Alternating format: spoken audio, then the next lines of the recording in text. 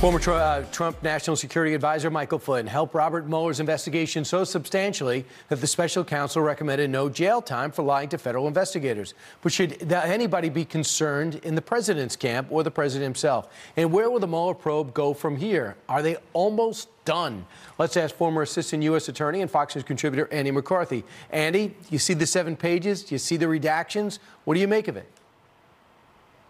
Well, of course, we can't see what's under the redactions, so we don't know exactly what it is that that General Flynn told the special counsel, or at least how the special counsel interprets it.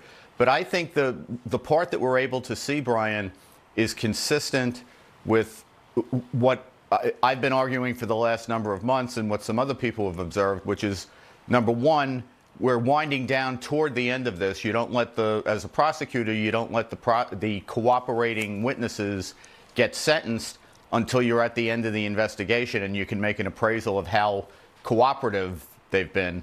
And secondly, there's a lot in there that indicates that Mueller is trying to justify the FBI's investigation. That is to say, even if they don't find that there was citable criminal conduct on the part of President Trump, they will say that there was adequate reason for the FBI and the Obama administration, very controversially, to launch an investigation of the opposing party's campaign. So meanwhile, they picked up Flynn by listening to Kislyak, and we're not supposed to know who Flynn's name was. He's an American, but it turns out his name ends up in the Washington Post. Does that bother you?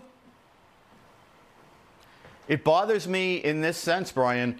That felony, that is the dissemination of that national security, that classified information to the Washington Post, is by a geometric standard a more serious offense than anything that Flynn did.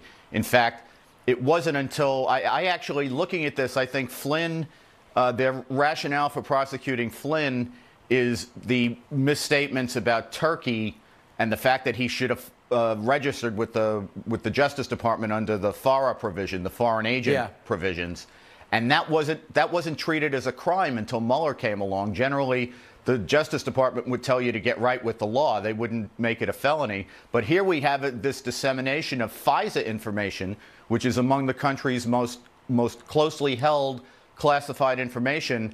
And as far as who's going to get prosecuted for that, all I'm hearing is crickets so far. Yeah, and in terms of collusion, speaking to a Russian ambassador is not collusion.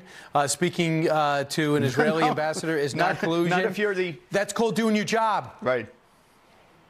Yeah, if you're the incoming national security advisor, that's kind of what you're supposed to be doing. Right. I do think it's kind of surprising to see, maybe not surprising, but Mueller cites the Logan Act, which is this really unconstitutional 2+ century old provision that no one's ever been prosecuted under. He kind of endorses that as a basis for investigating Flynn. Yeah, we'll see what happens. Well, you do see some indications, like others, that this meeting might be coming to a close. Andy McCarthy, thanks so much.